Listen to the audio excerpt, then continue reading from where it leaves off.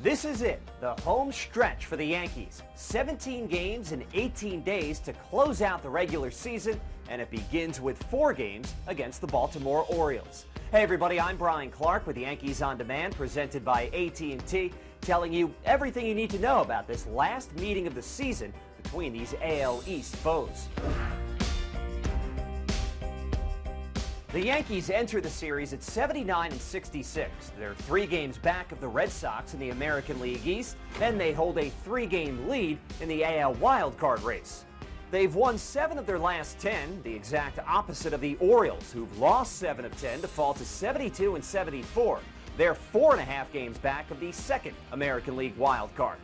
This final run of the season is literally the home stretch. 14 of the 17 games will be at Yankee Stadium, and that's good news for the Bombers.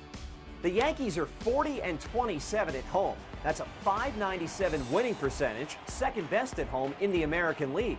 They're also second in the league in runs per game at home with an average of 5.42 and have bashed 112 home runs at Yankee Stadium, 4th most in the majors. They've also had plenty of success against Baltimore. They're 9-6 against the O's this season. 2 of those wins came on their recent road trip, and on that trip, one Yankee showed how he can help the team in several different ways.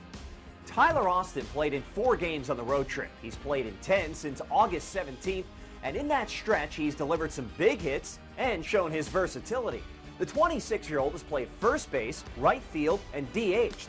And with some of the other outfielders dealing with injuries, that's been a big help to Joe Girardi when he fills out his lineup card.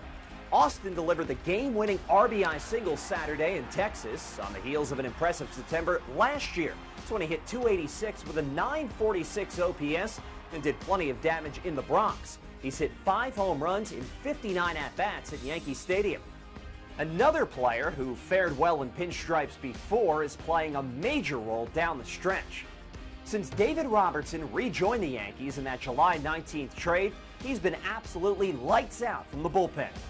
Since July 21st, Robertson's given up just 4 earned runs in 26 2/3, and he struck out 37 batters in those 22 games. His 1.35 ERA over that stretch is tied for 4th best among American League relievers with a minimum of 15 innings pitched. He's also working more. Monday, he threw a career-high 2 2/3 against the Rays. He earned the win with that scoreless performance. For his career, he has an 11.95 strikeout per 9 ratio, the highest in baseball history of anybody who's thrown 500 innings. Masahiro Tanaka starts Thursday's opener on extended 5 days rest. He faces Baltimore's Wade Miley. Tanaka's been solid down the stretch with a 6-4 record in his last 13 starts. He's pitching to a 3.40 ERA in that span, and he struck out at least 8 batters in 7 of his last 15 starts. Friday night, it's Luis Severino and Gabriel Ynoa as Sevy looks to follow up on his latest gem. Last time out, Sevy struck out 10 Rangers over 7 innings of 1-hit ball. That was his 5th double-digit strikeout game of the year, the most by a Yankees pitcher since Masahiro Tanaka posted 5 in 2014. This year, Severino's allowed 1 or 0 earned runs in 16 of his starts, the most in the majors. To top it all off, he's even better at night this season with a 10-4 record in 19 nighttime starts. Saturday afternoon, it's Jordan Montgomery facing off against Jeremy Hellickson. Monty struck out 3 3 1/3 in his last start. This year against the Orioles, he's 1-1 with a 3.43 ERA. Then in Sunday's finale, CC Sabathia looks for another strong start. He's turned in plenty of great starts since coming back from the DL just over a month ago.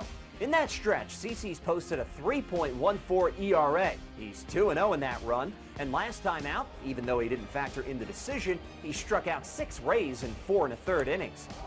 Now at the point of the season where every game has an impact on the playoff race, let's see how being back in the Bronx helps the Yankees. For Yankees On Demand, presented by AT&T, I'm Brian Clark.